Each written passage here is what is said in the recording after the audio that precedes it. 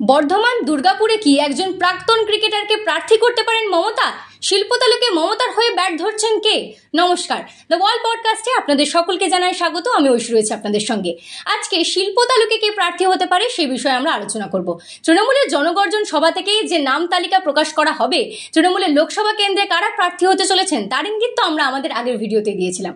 তবে এবার যার কথা বলতে চলেছি তাকে অনেকেই মনে করেছিল যে রাজ্যসভায় তাকে বুঝে প্রার্থী করবেন মমতা বন্দ্যোপাধ্যায়। তবে অনেকেই জানতেন না যে লোকসভার জন্য ভেবে রাখা হয়েছে এই ব্যক্তিত্বকে। একেবারেই ঠিক ধরেছেন, যার কথা ভাবছেন তিনি। কীর্তি আজাদকে প্রার্থী করতে চলেছে লোকসভা কেন্দ্র দুর্গাপুর থেকে মমতা বন্দ্যোপাধ্যায়।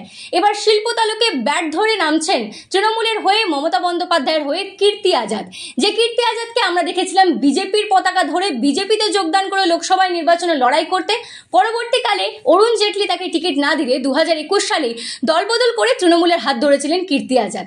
তারপরে ধর্ণা মঞ্চে দেখা গেলে মমতা বন্দ্যোপাধ্যায়ের সঙ্গে সামিল হয়েছিলেন। যখন তিনি ধর্ণা মঞ্চে, তখন অনেকেই আন্দাজ করেছিল যে রাজ্যসভা থেকে তাকে প্রার্থী করা হবে। তবে রাজ্যসভাতে যখন তার নাম এলো না, তারপর থেকে কানাঘুষো হচ্ছিল তবে কি লোকসভা? একেবারেই তাই, একেবারে লোকসভা নির্বাচনে তাকে প্রার্থী করতে চলেছে তৃণমূল কংগ্রেস। কীর্তি আজাদ যে লোকসভায় প্রার্থী হতে পারেন এবং দুর্গাপুর থেকে প্রার্থী হতে পারেন সে বিষয়টি এখনো চূড়ান্ত নয়। তবে বিশেষ বিবেচনায় রয়েছে তার নাম। একটি সমীক্ষা চালিয়ে দেখা গিয়েছিল যে সেখানে মুসলিম প্রার্থী হতে পারেন কিনা। কারণ 2009 সালে যিনি জয়লাভ করেছিলেন সিপিএম এর পক্ষ থেকে শহীদুল হক, তিনিও ছিলেন একজন মুসলিম প্রার্থী। পরবর্তীকালে 2014 সালে মমতাজ সংঘমিত্রা জয়লাভ করেছিলেন তৃণমূলের টিকিটে। পরবর্তীকালে বোঝাই গিয়েছিল যে মমতাজকে আর টিকিট দিতে চায় না তৃণমূল। তাহলে এবার সেখানে ভোট বৈতরণী পার করার জন্য কাকে দাঁড় করানো হবে?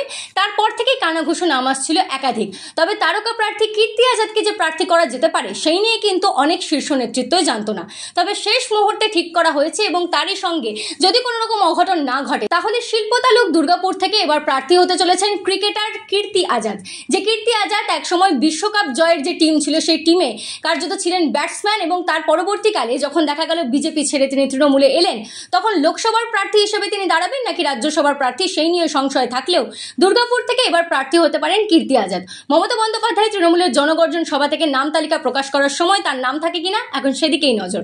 দ্য ওয়ার্ল্ড পডকাস্টে চোখ রাখুন এরকম অন্যান্য সব খবরের জন্য এবং তারই সঙ্গে সাবস্ক্রাইব করুন আমাদের চ্যানেলটি, কারণ খবর এখন এখানে।